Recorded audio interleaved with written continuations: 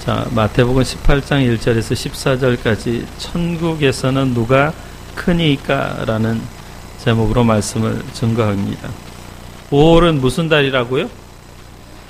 가정의 달입니다. 그래서 5월 달에는 첫 번째 주일은 어린이 주일이고, 그 다음에 그러니까 어린이가 주인공 되는 주일이에요. 두 번째, 다음 주는 어버이 주일이고, 그 다음 주일은 스승의 주일인데, 그럼 성경에서 말하는 어린이는 누굴까? 수민이. 자, 여기 보면 이 성경에서 18장 3절, 4절, 5절에 어린아이가 나오는데, 어린아이는 성경에서 쓰는 단어는 파이디온이라는 단어인데, 이 단어는 파이디온이라는 단어는 이제 특별히 영어 성경에는 very young child라고 기록했는데, 지민아, very young child, 매우 어린 아이. 그 다음에 다른 영어 성경은 infant라고 얘기했는데, 이게 유아에게 쓰는 말이야. 그래서 6세부터 7세까지의 어린아이나 갓난아이에게 이 단어가 쓰여지는 거야. 그러니까 여러분은 어린아이에 해당돼요? 안 돼요? 안 돼요. 우리 교회에서 지금 해당되는 사람은 수민이 한 사람, 그러니까 7세 전까지를 파이디온이라고 하는데, 예수님께서 어린아이를 품에 안으셨다 했을 때 그때의 어린아이는 채민이 정도도 아니고 수민이 그 정도, 한 7세 이전의 그런 아이를 어린아이라고 얘기를 해요. 그러니까 지금도 유대인들은 어린아이와 성인의 구분을 어떻게 하냐? 12살이 되면, 만 12살이 되면 성인식을 하게 되는데, 그 성인식을 통과한 모든 사람은 다 성인이고, 그 다음에 12살 이전의 사람은 뭐예요? 어린아이가 아니에요.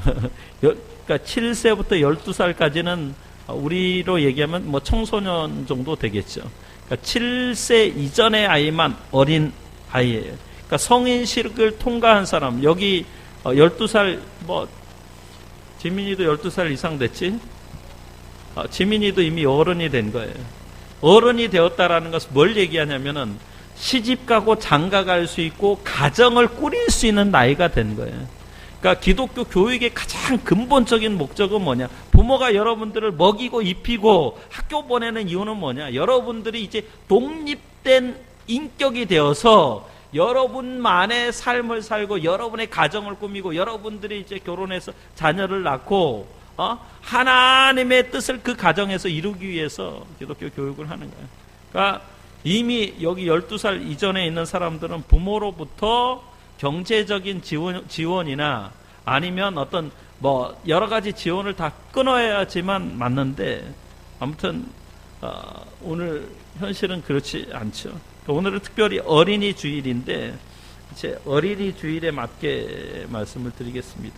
자, 그럼 여러분들에게 물어볼게요. 예수님은 결혼을 하셨을까요? 하지 않으셨을까요? 예? 예?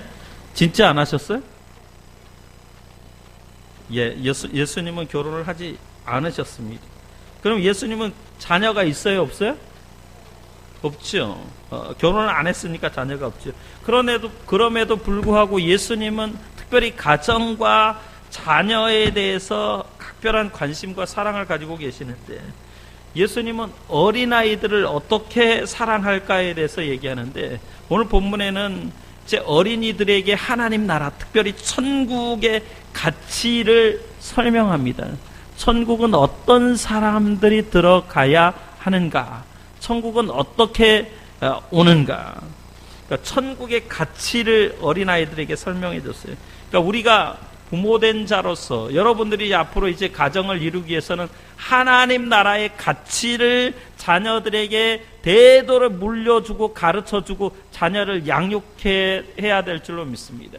먹이는 거는 그건 기본이고 가장 기본이 뭐냐면 신앙교육이 신앙교육.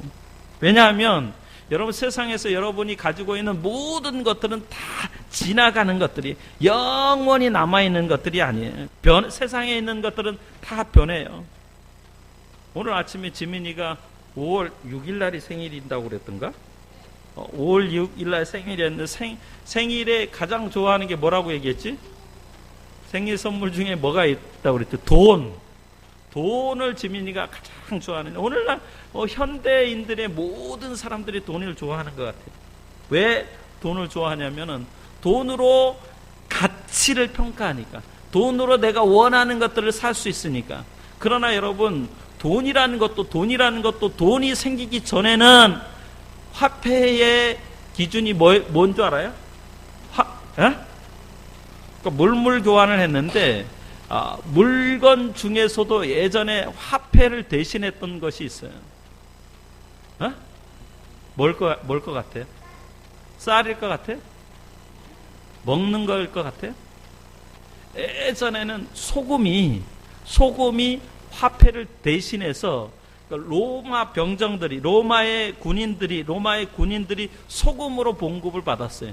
그 말에서 소금이라는 말에서 영어의 샐러리가 나왔고, 그 샐러리가 지금 니네 아빠나 다른 직장인들이 받는 봉급이라는 말이 영어의 샐러리야. 그 샐러리가 소금에서 왔어요. 솔트에서 왔어요. 그러니까 옛날에 우리나라 조선시대 화폐가 이미 만들어지기 전에는 뭘로 사람들이 돈을 대신했냐? 화폐를 대신했냐? 소금으로 대신을 한 거예요. 그런데 요새 여러분 소금 주면 그걸 돈으로 생각하는 사람이 있어요, 없어요? 그러니까 화폐라는 것, 돈이라는 것은 시대에 따라 또 사람들이 어떻게 살아가는 것에 따라 바뀌는 거예요. 옛날에 목사님이, 지금은 원이라는 게 나왔지만 환이라는 게 있었어요. 10환, 50환. 그 다음에 그 전에는 뭐냐면 화폐 개혁하기 전에 전이라는 게 있었는데, 그런 목사님이 어렸을 때 50환을 할머니가 줬는데 50환이 50원인 줄 알고 좋다고 지민이처럼 좋다 아싸 하고 그걸 가지고 콜라를 사 먹으러 갔는데, 줄까 안 줄까? 바꿔줄까? 콜라를 줄까? 50환, 50원을 써야 되는데 50환을 할머니가 줬어. 그걸 가지고 가게에 갔는데, 야, 이거는 돈은 돈인데 옛날에 쓰는 돈이기 때문에 지금은 안 받아 해가지고 콜라를 못 사 먹었던 적이 있어요. 그 돈은, 가치는 항상 바뀌는 거예요. 자, 그래서 우리가 살아가면서 가장 중요한 것은 뭐냐면 하나님 나라의 가치가 영원하기 때문에 그것이 가장 중요하다라는 거예요. 오늘 본문이 기록된 상황을 여러분에게 설명하면, 오늘 본문의 맨 1절에 뭐라고 기록하고 있어요? 그때에라고 얘기했죠. 영어 성경에는 at that time이라고 얘기하는데, 어떤 때를 설명하냐면은 이 그때에라는 말을 여러분들이 이해하기 위해서는 마태복음 17장 1절부터 끝절까지를 보아야만 돼. 마태복음 17장엔 두 가지 사건이 나오는데, 하나는 변화산에서 베드로, 야고보, 요한이 예수님의 그 형상이 바뀌는 것을 보고, 여기가 좋사온, 여기 초막 셋을 짓고 여기 머물러 있읍시다 라고 얘기한 장면이 17장 1절부터 이야기가 나고요. 그 다음에 이제 맨 마지막 17장 맨 마지막 전에 보면은 이제 성전세에 대해서 이야기가 나오는데, 그때 이제 예수님이 하나님 나라의 왕으로 등극하시는 그때를 얘기하는 거예요. 그래서 예수님의 제자 베드로가 매우 특별하게 취급되는 그런 그때를 지금 설명을 해주고 있어요.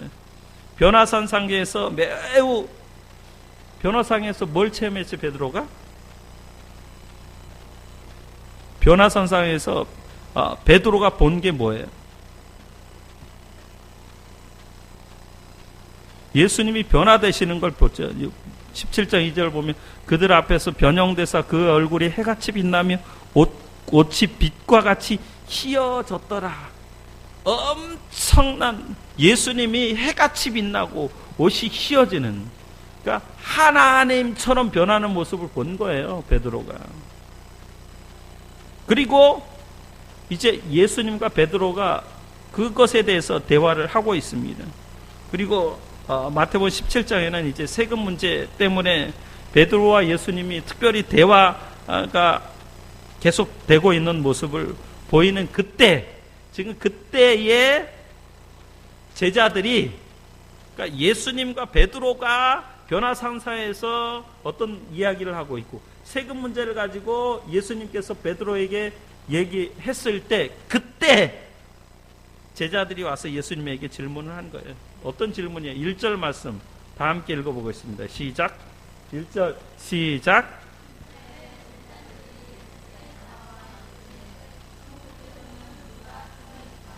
자, 제자들의 관심이 어디에 있어요? 천국에 있어요? 아니면 여러분 문맥을 보면 천국에 있는 게 아니라 천국에서 누가 크니까, 큰데, 크고 작은 큰 것에 관심이 있는 거예요. 제자들은 지금 천국보다는 지금 여기서 제자들의, 자, 예수님에게 그 예수님을 따르는 제자들 중에 특별한 제자들이 있죠. 몇 명이에요? 12명의 제자들이 있어요. 12명의 제자들이 항상 예수님을 따르는데, 변화산 사회에는 3사람이 예수님을 따른다고 얘기했는데, 누굴까? 베드로, 야고보, 요한이 예수님을 따랐어요. 베드로, 야고보, 요한, 안드레는 사실은 예수님의 가장 최측근 사람들, 1그룹에 속해 있는 그런 사람들, 그 중에서도 가장 예수님의 수제자, 예수님의 제자 중에 넘버 1이라고 할 수 있는 사람이 누굴까? 베드로예요. 베드로. 그러니까 제자들이 지금 천국에서 누가 크니까 라고 질문하는 건 뭐냐면, 아마도 베드로를 염두에 두고 질문을 한 것 같아요. 자, 여러분에게 물을게요. 어린아이들도 큰 것을 좋아하는데, 특별히 한국 사람들은 지독하게 큰 거를 좋아하는데, 자, 집이 큰 게 좋아요? 작은 게 좋아요? 옛날에, 지금은 여러분들 그런지 모르지만, 옛날에 목사님이 저쪽 어디야? 은진이 반석이 키울 때, 어렸을 때, 초등학교 다닐 때, 저 고독 주공 아파트 살 때 뭐라고 얘기했냐면, 초등학교 들어가면 아이들이 그런 데입니다. 너 어디 살아? 라고 물어보면 뭐라고 대답할까요? 아파트 사는 사람은 아파트 산다. 그 다음에 단독주택 사는 사람은 단독주택 산다. 그렇게 얘기하는데, 아파트 사는 사람들은 아파트 사는 사람들끼리 놀고, 단독주택 사는 사람들은 단독주택 사는 사람들끼리 놀고, 그 다음에 아파트 산다고 얘기하면 뭐라고 물어볼까? 몇 평이야? 라고 물어보지. 몇 평이야? 지금은 몇 평이라고 물어보면 안 돼. 지금은 어떻게 물어볼까? 아니야, 몇 제곱미터야? 라고 물어봐야 돼. 근데 미국에서는 여러분, 아파트먼트라는 건 못 사는 사람들이 사는 것인데, 한국에서는 몇 평에 사느냐, 몇 제곱미터에 사느냐가 중요하죠. 어른들도 마찬가지예요. 어른들도 큰 차를 좋아하고, 냉장고 큰 것을 좋아하고, 여자 청년들은 심지어 남자 아이가 키 큰 사람을 좋아할까, 키 작은 사람을 좋아할까? 키 큰 사람을 좋아하지. 키 큰 사람, 특별히 얼마 정도 커야지만 크다고 얘기할 수 있을까? 2m 이상? 기준이 180이야. 180 이상. 우리 반석이는 180이 안 되니까 큰 키야, 안 큰 키야? 작은 키에 속한 거예요. 난쟁이는 아니지. 졸다가 깜짝 놀랐잖아요. 내가 뭐야? 난쟁이라고? 아니지. 얼마 전에 TV에 그런 얘기가 나왔어요. 180 이상 안 되는 사람은 루저라고, 실패자라고 얘기를 하는 나라가 한국이에요. 이렇게 사람들은 큰 것에 관심을 갖는데, 뭐 어른이나 아이들이나 청년들이나 다 똑같습니다. 특별히 우리 지민이는 뭘 좋아하냐면은, 목사님이 알기로 핸드폰을 좋아하는데, 그 중에 최신 스마트폰, 최신 폰을 부러워합니다. 이게 큰 거예요, 큰 거. 여러분들의 관심의 큰 거. 자, 다시 성경으로 돌아가면 제자들의 질문에는 어떤 의도가 담겨져 있냐면 제자들 중에 누가 크냐에 대한 답을 듣고 싶었던 거예요. 예수님이 주변에는 항상 제자들이 따랐는데 예수님이 그 변화상에 갔을 때는 베드로, 야고보, 요한이 예수님을 따랐고요. 아마도 이런 제자들의 질문 속에는 천국에서도 여전히 예수님께서 베드로의 존재를 베드로가 가장 크게 인정하시겠는가라는 질문이에요. 그런 예수님의 생각을 담고 지금 제자들이 질문한 거예요. 그러니까 제자들의 그런 질문에는 다분히 어떤 세상적이고 인간적인 그런 의도가 담겨져 있었습니다. 그럼에도 불구하고 예수님은 이런 기회를 오히려 제자들에게 그런 어떤 세상적인 가치, 세상적인 질서를 설명하는 데 사용하지 않고 오히려 천국의 가치, 하나님 나라의 가치를 가르치는 기회로 삼으신 거예요. 그래서 이제 제자들이 12명 이상 되는 사람들을 보고 이제 예수님에게 질문했을 때 예수님이 제자들을 부르지 않고 그 많은 사람들 중에 특별히 어린아이 하나를 불러가지고 그 어린아이가 파이디온인데 수민이처럼 어린아이예요. 아주 갓난아이를 불러가지고 앞에 세우시고 뭐라고 말씀하냐면은 너희가 어린아이와 같이 되지 아니하면 천국에 들어갈 수 없다고 말씀합니다. 4절 말씀 보면 4절 한번 보여주시죠. 4절이요? 예. 거기 뭐 설교에 나왔을 텐데.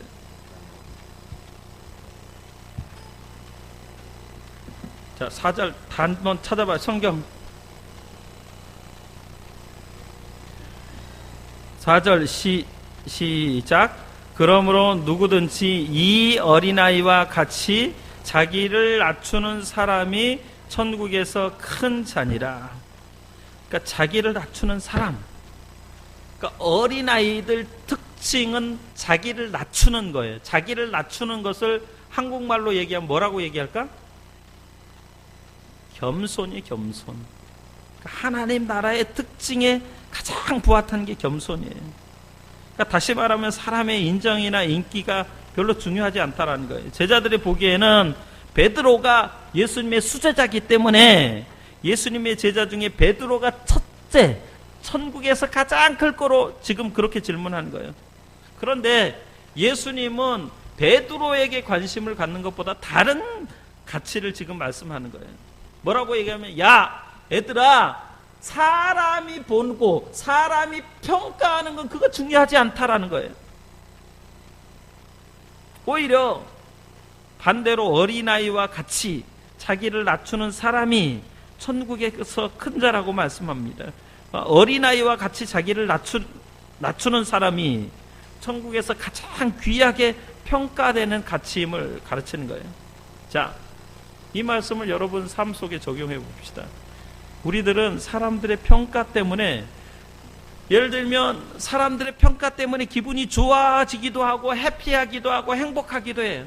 근데 사람들의 평가가 나를 인정해 주지 않고 뭐 잘났다라고 얘기하지 않으면 우울하고 살아갈 소망이 없는 게 말 한마디 때문에 깊이 다운되기도 하고 또 깊이 올라가기도 하는 거예요. 뭐 목회자도 마찬가지죠. 여러분 지민이한테 물어봤어요. 야, 너 어느 교회 다녀? 어느 성도교회 다녀? 몇 명이야? 라고 물어보면 지민이가 뭐라고 얘기해? 요거요. 말도 제대로 못해. 그 다음에 또 부모가 있잖아요. 뭐 지민이 엄마 아빠한테 물어봐. 야, 지민이 공부 잘해? 라고 물어보면 어떻게 해? 시험 봤어요? 안 봤어요? 중간고사? 봤죠? 지민이는 뭘 유지하는 거였어요? B반 유지했는데 B반 유지할 것 같아요? 자신이 없어. 어쨌든 공부 잘하니? 라고 얘기했을 때 잘해요. 라고 얘기하면 이게 기분이 좋아지는데 B반을 유지 못하고 C반으로 내려갔다 하면 어떻게 돼요? 뭐 또 사람들이 어느 대학을 나왔어요. 뭐 서울대학 나왔으면 자신 있게 서울대 나왔습니다 하는데 엄의 기지요. 이런 지잡대라고 들어봤어요? 지잡대? 쥐잡대가 아니고 하여튼 지방의 지방을 비하하는 말이에요. 지방의 잡스러운 대학이라고 하는데 그 대학들도 다 좋은 대학이에요. 거기 나온 것을 부끄러워해요. 왜요? 사람들의 평가가 좋지 않기 때문에 그러는 거예요. 사람들은 이렇게 어떤 평가를 받느냐에 따라서 기분이 좋아지기도 하고 행복하기도 하고 또 우쭐대기도 해요. 근데 예수님은 너네 12명 중에 지금 베드로 나하고 같이 있다고 해서 이 베드로가 천국에서 제일 큰 게 아니야. 아무런 12제자들보다 아무런 관심이 없는 이 어린아이, 작은 아이가 천국에서는 제일로 커. 왜 그래요? 자기를 낮추기 때문에. 그래서 예수님은 당시에 제자들에게 하나님 나라의 가장 중요한 가치가 뭐냐면 어린아이와 같이 자기를 낮추는 성품, 그렇게 겸손하게 살아가는 거. 그러니까 우리도 우리의 자녀들에게, 우리 스스로에게 이런 가치를 가르쳐야 돼요. 자기를 낮추는 겸손한. 그래야만 내가 보니까 여러분 어린아이는 특별히 수민이는 목사님이 얘기한 대로 그대로 믿어요. 뭐라고 했냐면 수민이가 자꾸 목사님 방에 와서 맨날 한다. 못다님 사탕 좀. 저는 사탕 하나 딱 먹고 나면 목사님 방을 딱 다니면서 못다님 이건 뭐예요? 열쇠통 들고 목사님 이거 뭐예요? 그러면 목사님 열쇠야. 목사님 이거 뭐 하는 거예요? 열쇠 문 잠그는 거야. 그럼 또 물어보는. 목사님 이게 뭐예요? 열쇠. 맨날 또 물어봐. 지난주에 물어봤는데 오늘도 또 물어볼까? 그거 들고 목사님 이거 뭐예요? 열쇠. 목사님이 가르쳐준 대로 그대로 수민이는 믿어요. 그대로 믿어요. 목사님이 열쇠라고 하는데 수민이가 목사님 이거 열쇠 아니야. 이거 가방이야 라고 얘기하는 경우 있어요? 없어요? 없어요. 아직까지 목사님 보지 않았어요. 목사님이 열쇠라고 하면 열쇠고 목사님이 사탕이라 하면 사탕이고 그대로 순수하기 때문에 그대로 겸손하게 받아들이는 거예요. 어린아이는 하나님께서 하나님의 형상을 회복되도록 그런 은혜를 주시는 거예요. 그래서 어린아이들은 정말 자기 자신을 그냥 낮추는데 노력하지 않아도 되는 거예요.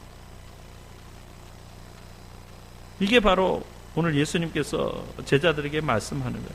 어린아이들은 세상 가치에 물들지 않았다. 예수님이 말씀하시는 그대로. 자, 예수님이 어린아이에게 이리 오라 라고 얘기했을 때 어린아이가 앙대요 라고 얘기했을까? 예수님이 어린아이를 이렇게 오라고 그랬을 때 어린아이가 기꺼이 뛰어온 거예요.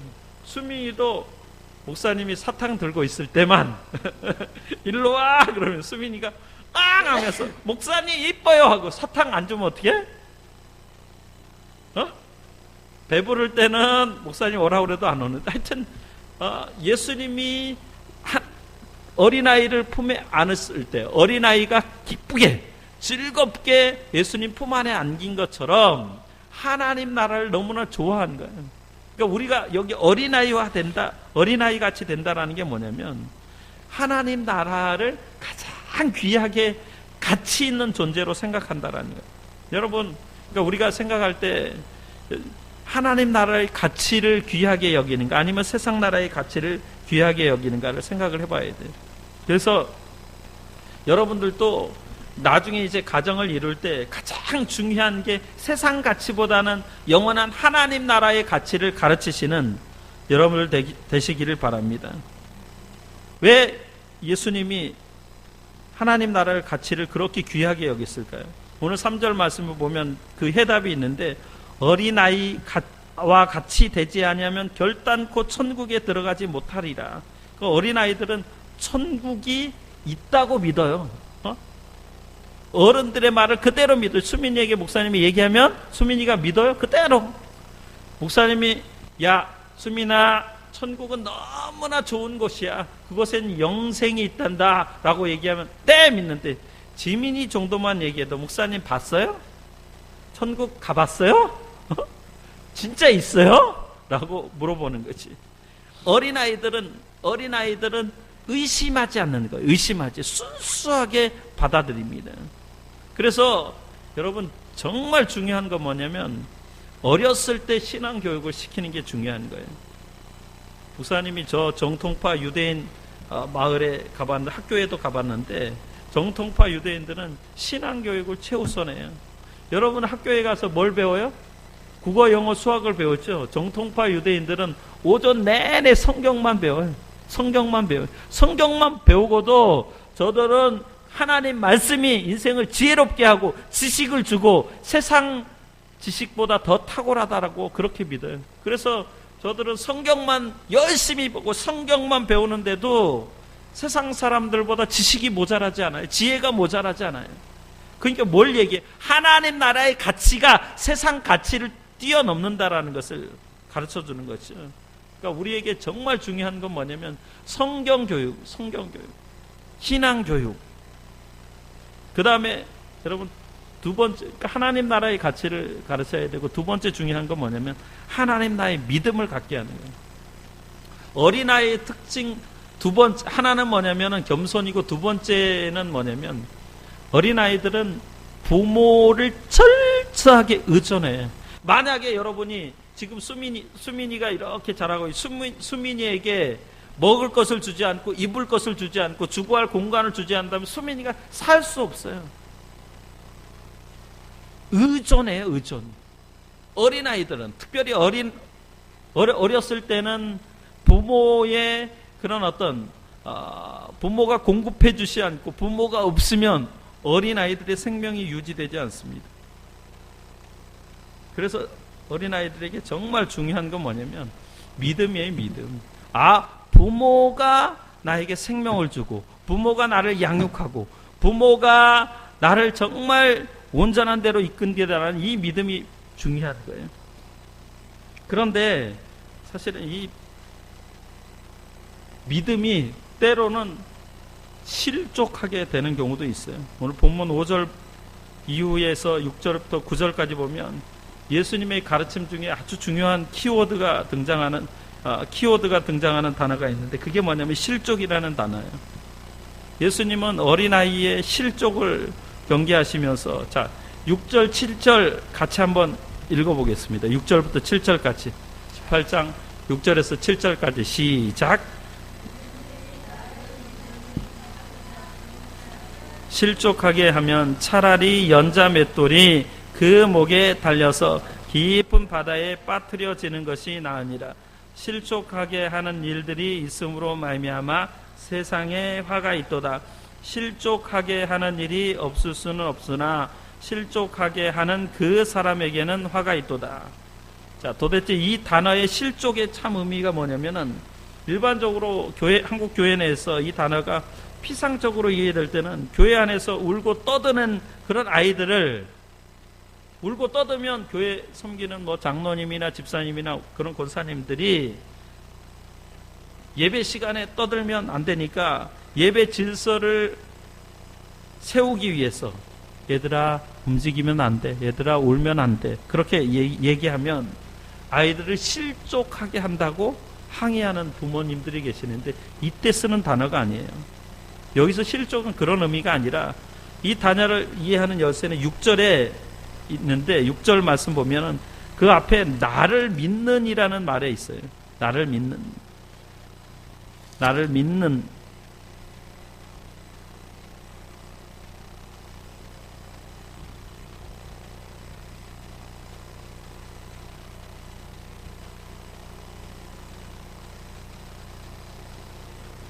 본문에 계속 이어지는 12절 14절 보면 주님을 믿음을 떠나 잃어버려지지 않도록 누누이 부탁하는 그런 말씀이 있는데, 14절 보면은 이와 같이 이 작은 자 중에 하나라도 잃는 것은 하늘에 계신 너희 아버지의 뜻이 아니라. 이 말은 무슨 말이냐면 믿음의 실족을 경계한 말씀이에요. 본래 이 실족이라는 단어가 헬라어의 스칸달리조라는 말인데, 영어에 여러분 스캔들이라는 말 들어봤어요? 스캔들이 뭐냐면 믿음을 떠나는 것을 스캔들이라고 얘기해요. 믿음을 떠나는 거.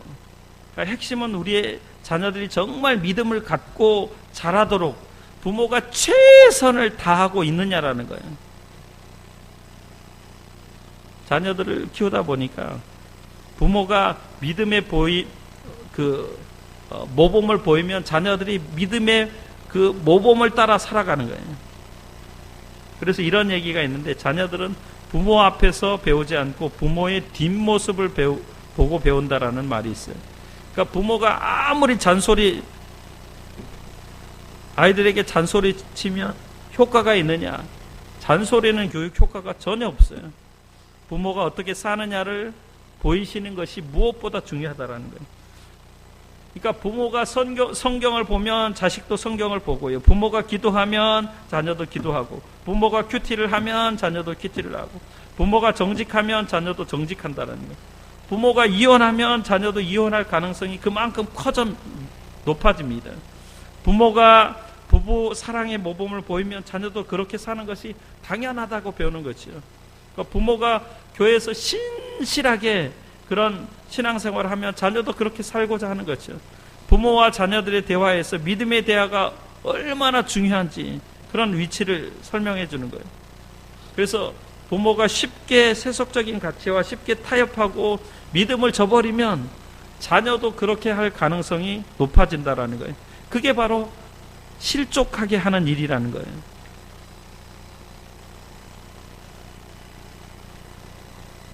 제가 들으니까 지난번에 제자 결혼식장에 갔는데 어떤 집사님, 옛날에는 집사님이었는데 권사님이 됐는지 모르겠어요. 뭐라고 얘기했냐면, 목사님, 요새 교회 중직자들이, 특별히 목회자나 아니면 장로님, 권사님 자녀들 중에 예수를 믿지 않는 사람이 얼마나 많은지 아세요? 그거 다 부모들 책임이에요. 라고 얘기하는데, 그게 바로 목회자나 어떤 장로님이나 권사님 가정이 부모가 모범을 보이지 않으니까 자녀들이 신앙을 떠난다라는 거예요. 그게 바로 실족하게 하는 그런 가정이 되고 있다라는 거예요. 여러분, 실족하는 가정이 되지 않도록 믿음을, 하나님 나라의 믿음을 가지고 살 수 있도록 그렇게 가르쳐야 될 줄로 믿습니다. 그 다음에 마지막 말씀 뭐냐면, 하나님 나라의 보배가 되게 해야 됩니다. 어린아이들. 우리가 자녀를 다 사랑하죠. 그러니까 어린아이를 사랑하는 출발점은 뭐냐면 어린아이의 인격을 존중하는 겁니다. 여러분, 우리 특별히 한국에 기독교가 들어온 지 한 120년 정도 되는데, 기독교가 들어옴으로 어린아이들의 인권이 증진된 거예요. 사실 기독교 신앙이 이 땅에 들어오기 전에는,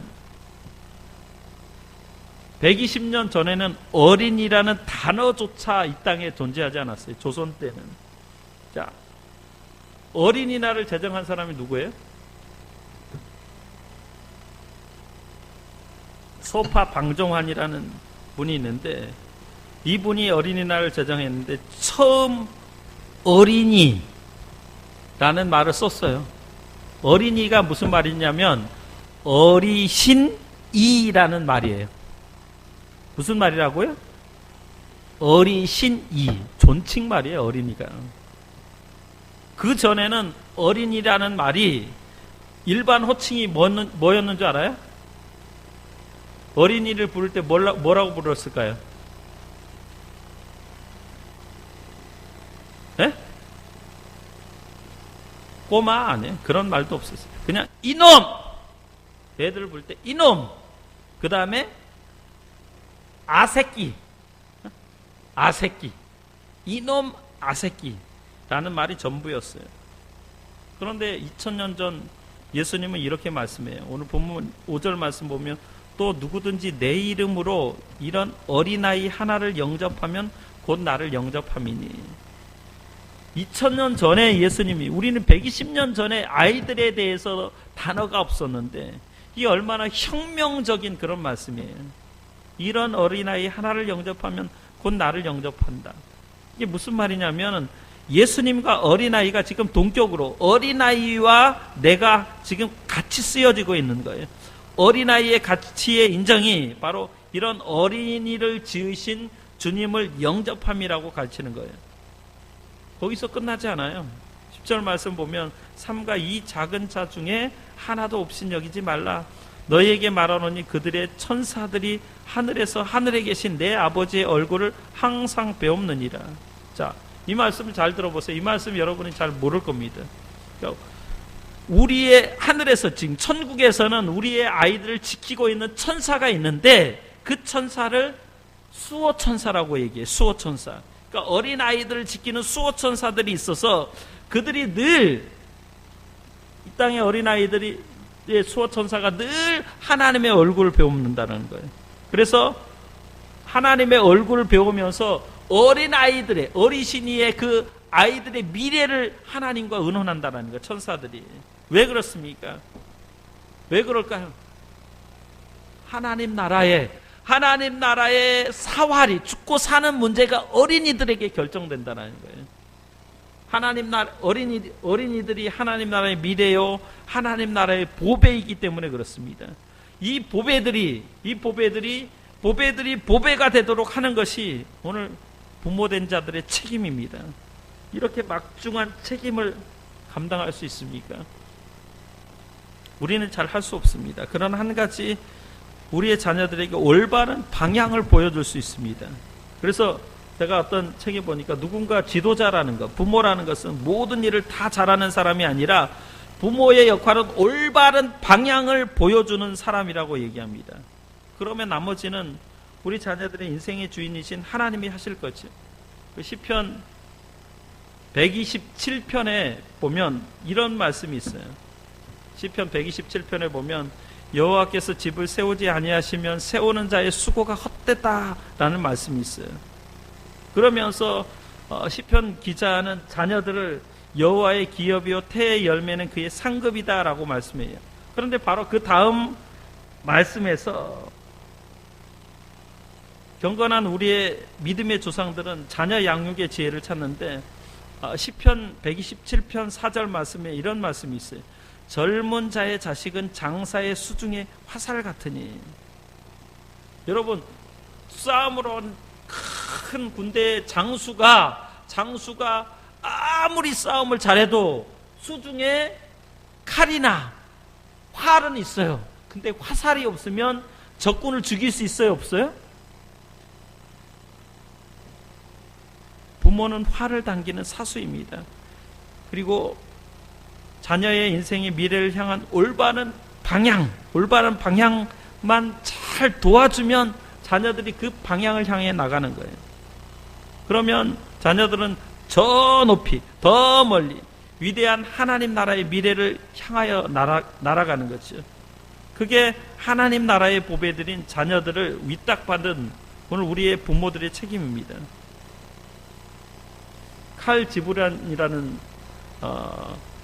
분이 있는데 그의 유명한 책 예언자에서 시편 127편을 잘 해석하는 명시를 남겼는데 제목이 뭐냐면 아이들에 대하여입니다. 이런 시가 있어요. 그대들의 아이는 그대들의 아이가 아닙니다. 아이들은 스스로 갈망하는 저 위대한 생명의 아들, 딸입니다. 아이들은 그대들을 통해서 왔지만 그대들로부터 온 것이 아닙니다. 아이들은 그대들과 함께 있지만 그대들의 소유가 아닙니다. 그대들은 아이들에게 사랑을 줄 수는 있지만 그대들의 생각까지 줄 수는 없습니다. 그들에겐 그들의 생각이 있기 때문입니다. 그대들은 아이들에게 육신의 거처를 마련해 줄 수 있지만 영혼의 거처는 마련해 줄 수가 없습니다. 아이들의 영혼은 그대들이 결코 찾아갈 수 없는, 꿈속에서조차 찾아갈 수 없는 내일의 집에 살고 있기 때문입니다. 그대들은 활입니다. 그대들의 아이들이 살아있는 화살이 되어 앞으로 날아가도록 그대를 쏘는 화살입니다. 활을 쏘는 분은 그 무한의 길에서 관역을 겨누고 자신의 화살이 보다 빨리 보다 멀리 날아가도록 그대들을 힘껏 당겨 구부립니다. 그러므로 그분의 활이 되어 그분의 손에 당겨 구부려짐을 기뻐하십시오. 그는 날아가는 화살을 사랑하는 만큼 흔들리지 않는 활도 사랑하기 때문입니다. 그 시에서 보면 부모의 고통을 구부러지는 활의 보람으로 기뻐하라고 얘기합니다. 이제 주님의 어린아이가 뭐라고 하면 주님의 보배예요. 주님의 보배인 자녀들이 그 화살들이 잘 날아가고 더 보다 빨리 보다 높이 보다 멀리 날아가도록 부모가 할 일은 뭐냐면 자녀에게 방향을 설정해 주는 거예요. 오늘 말씀을 정리합니다. 하나님 나라의 가치를 설명하고 가치를 가르쳐주는 일들을 부모가 해야 됩니다. 뿐만 아니라 하나님 나라의 믿음을 자녀들이 갖고 살아갈 수 있도록 그렇게 해야 됩니다. 그리고 우리의 자녀들이 하나님 나라의 보배가 되도록 화살이 되어서 힘껏 날아갈 수 있도록 우리가 함께 말씀을 보며 기도하며 잘 양육할 수 있기를 예수 이름으로 축원합니다. 기도하겠습니다.